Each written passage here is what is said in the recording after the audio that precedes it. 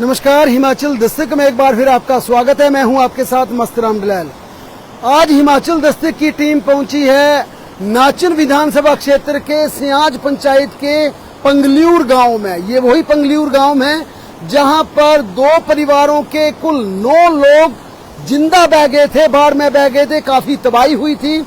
एक परिवार जिसके कुल 7 लोग थे, जिसमें झाबेराम, उनकी माता, उनकी पत्नी, उनकी बहू और बेटा और पोता पोती, यानी पूरा परिवार 30 जून की उस रात को खत्म हो गया था। परिवार के 7 लोग यहाँ जिंदा बह गए थे। इसके अलावा दूसरा परिवार भी एक और था यहाँ पर, जो कि दंपत्ति थी।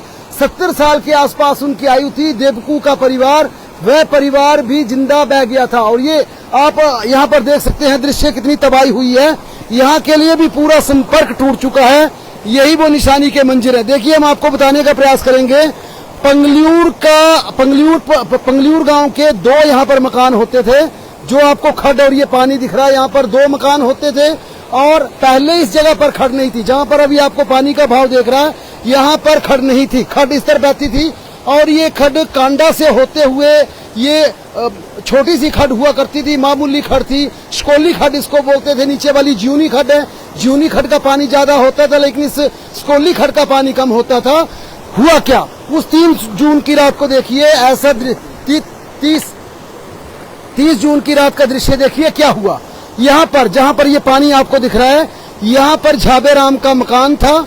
और इस मकान में 3 कमरों का पक्का मकान था, सीमेंटेड मकान था उनका। और जब रात के करीब 11 बजे का समय हुआ तो यहाँ पर पूरा परिवार छत पर आ गया। और परिवार छत पर क्यों आया, ये काफी ऐसी डरावना वो दृश्य था जो इतना शब्दों में बयान करना मुश्किल है, सुनना भी मुश्किल हो जाएगा।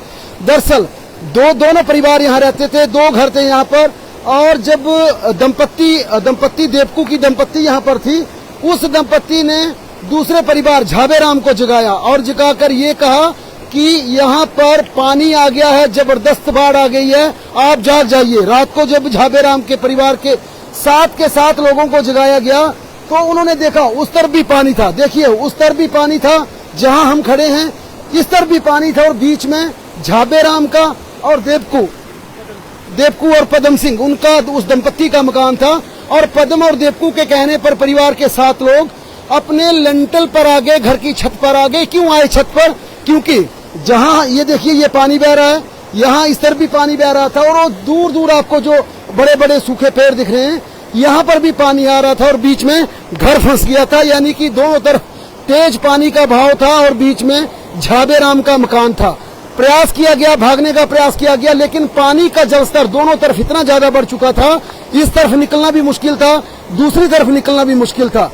अंततः झाबेराम अपनी बुजुर्ग माता को लेकर लिंटल पर चले गए। फिर पत्नी को बुलाया, फिर बेटा बहू ऊपर आ गए, फिर दोनों बच्चों को बुला लिया, क्योंकि निकलने का कोई रास्ता नहीं था। विडंबना देखिए, पूरे 1.5 घंटे तक, पूरे 90 मिनट तक, क्योंकि इस तरफ भी लोग आ गए थे उनको बचाने के लिए, उस गांव में भी लोग आ गए थे, टॉर्च जलाकर उनको इंडिकेशन कर रहे थे कि आप डरिए मत, हम आपके साथ हैं। लेकिन झाबेराम का परिवार पूरे 90 मिनट 1.5 घंटे छत पर खड़ा रहा और उन्हें पता था कि संभवतः बचने का कोई चांस नहीं है, कोई स्कोप नहीं है। टेलीफोन के माध्यम से कन्वर्सेशन हो रही थी, ग्रामीणों से बात हो रही थी, लेकिन ना ग्रामीण उन्हें बचाने के लिए इस तरफ आ सकते थे और ना ही वो इस तरफ बाहर निकल सकते थे, निकलने का प्रयास करते। क्योंकि ये जगह जो दिखाई दे रही है, यहाँ पर टमाटर हुआ करते थे, खेती बाड़ी हुआ करती थी, फसल हुआ करती थी, 2 शानदार मकान थे। और आपको पिछली तरफ जिस प्रकार से खेत दिखाई दे रहे हैं, इस पूरी की पूरी जितनी भी ये चाहूंगा पूरी खड्ड ये दिखाएं, जो अब एक हरे भरे यहाँ पर खेत हुआ करते थे, उपजाऊ जमीन थी, ये जो पूरी तरह से खड्ड में तब्दील हो चुकी है, यानी इसका नक्शा बदल चुका है। ऊपर तक देखिए, ये पूरे के पूरे हरे भरे पेड़ हुआ करते थे, शानदार ये पेड़ हुआ करते थे। यहाँ पर दोनों मकान थे। तो जब झाबेराम के परिवार के 7 लोग ऊपर छत पर आ गए, लिंटल पर आ गए, पानी का प्रवाह दोनों तरफ समुद्र बन गया था। जो यहाँ गांव के लोग बता रहे हैं कि इस तरफ भी समुद्र बन गया था, दूसरी तरफ भी समुद्र बन गया था, बीच में 2 परिवार के लोग फंस गए थे। देखते ही देखते आधी रात को पूरे मकान, दोनों मकान उन पूरे 9 लोगों के साथ यहाँ पर जिंदा बह गए, जिसमें झाबेराम के परिवार के 7 लोग थे देवकू और पदम दंपति, जो कि पदम में करीब 75 साल उनकी आयु थी, देवकू की उम्र 70 साल के आसपास थी। दंपति यहाँ पर रहती थी। हालांकि उनका जो पुश्तैनी मकान है वह उस तरफ था, वो जो गांव दिख रहा है उस तरफ उनका मकान था, लेकिन वे लंबे समय से यहीं पर रहते थे। और रात को 90 मिनट यानी कि 1.5 घंटा छत पर रहने के बाद मकान भी उस तेज बाढ़ में बह गया और दोनों परिवारों के 11 लोग भी यहाँ जिंदा बह गए। उसके बाद हालांकि झाबेराम के परिवार के 3 लोगों की डेड बॉडी रिकवर हुई, एक कांगड़ा जिला के देरा से रिकवर हुई, एक मंडी जिला के धर्मपुर से रिकवर हुई और बच्चे का एक और शव बरामद हुआ। इस परिवार के 4 लोगों का भी कोई अता पता नहीं है कहाँ पर कहाँ दबे होंगे, कहाँ चले गए होंगे। रेस्क्यू ऑपरेशन चला लेकिन कोई पता सका नहीं चला।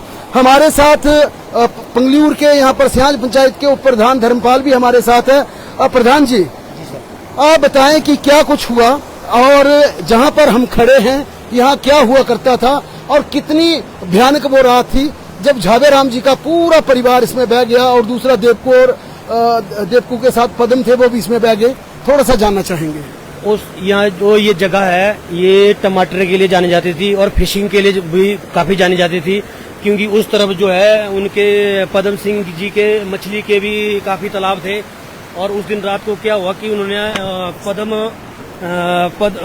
देवकू देवी के बेटे ने जो है फोन किया कि बेटा अब हमारी यहाँ बचने की कोई उम्मीद नहीं है, तो अब अपना देख लेना, बच्चों को संभाल लेना।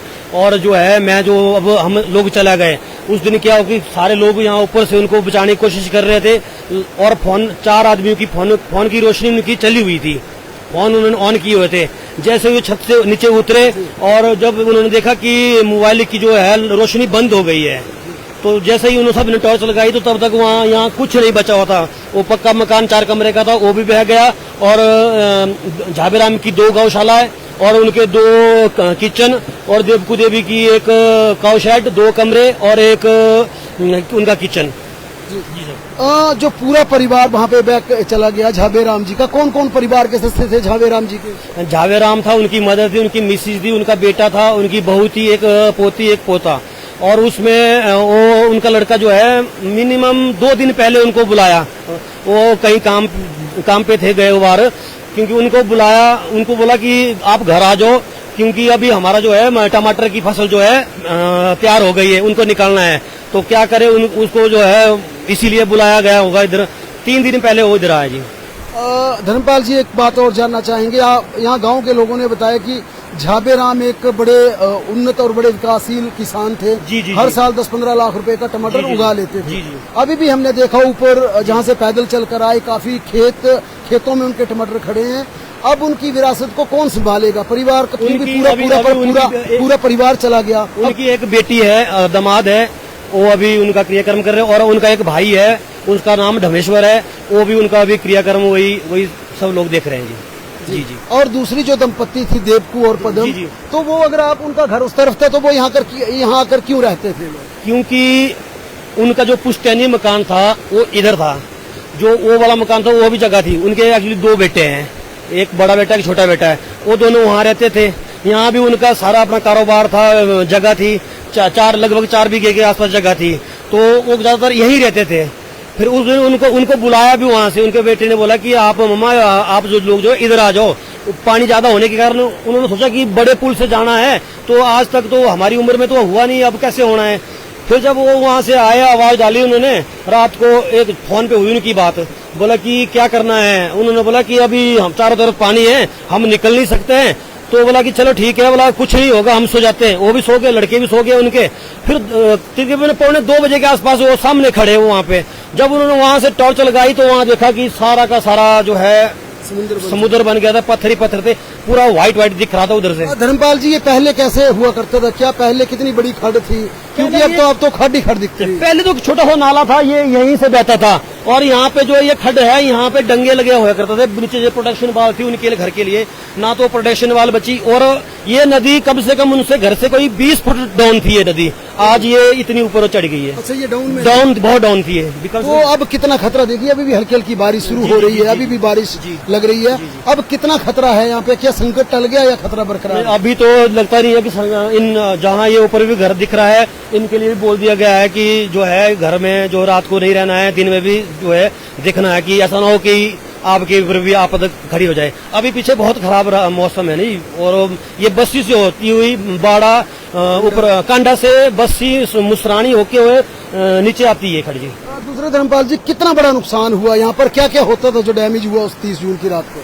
देखो जी, यहाँ पे सामने तो हमारा यहाँ पे एक नीचे मकान है और उनका गौ शेड था, घराट था। यहाँ पे एक घराट हुआ करता था, उसमें जो है सामने दिख रहे हैं इसके अवशेष आपको, ये घाट था, यहाँ पे घाट था। और इस घाट में जो है उनका धान की चक्की भी लगती थी, और जो भी घाट में होते थे पहले के टाइम में वो सब कुछ था, वो भी सब कुछ बह गया जी। और पुल भी था? पुल यहाँ सामने पुल था, ये 2023 में बह गया था जी।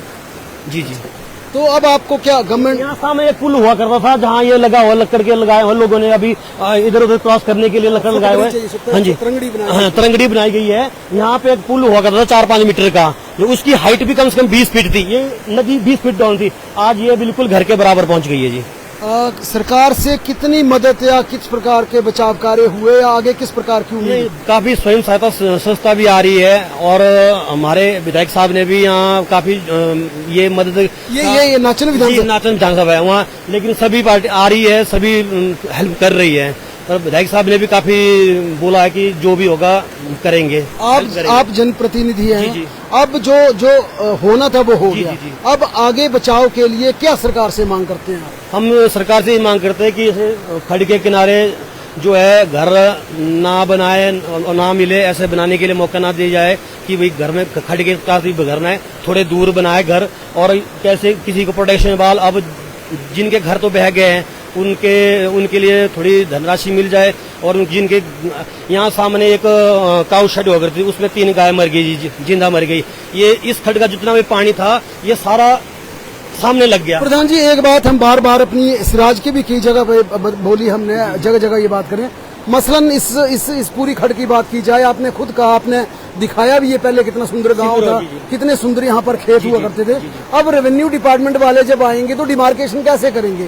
कौन जगह किसकी थी? कितना मुश्किल होगा ये जी? जैसे इनके बेटे से लगा, मुझे पता, पद्म सिंह की 4 बीघे के आसपास लगभग थी। नहीं, उनकी 4 बीघा आइडेंटिफाई करना तो मुश्किल है। जी मुश्किल है। जी। कितनी परेशानी तो आएगी तो बहुत जी। अब यहाँ पे तो चलने के लिए भी नहीं है, ना तो पुल है इनके लिए, यहाँ बहुत दिक्कत तो है जी। चलिए, ये प्रधान है और इन्होंने एक बड़ी बात कही कि हम सरकार से ये भी डिमांड करेंगे, इस डिजास्टर को देखते हुए, इस त्रासदी को देखते हुए सरकार अब ये मैंडेटरी कर दे, इस प्रकार के सख्त नियम लागू कर दे कि नदी नालों के आसपास कोई भी घर ना बना पाए। क्योंकि आमतौर पर ये देखा गया, जब त्रासदी आती है, जब बाढ़ आती है, तो सरकार इस प्रकार के आदेश जारी कर देती है, लेकिन उसके बाद भी कंस्ट्रक्शन नदी नालों के किनारे बनी रहती है।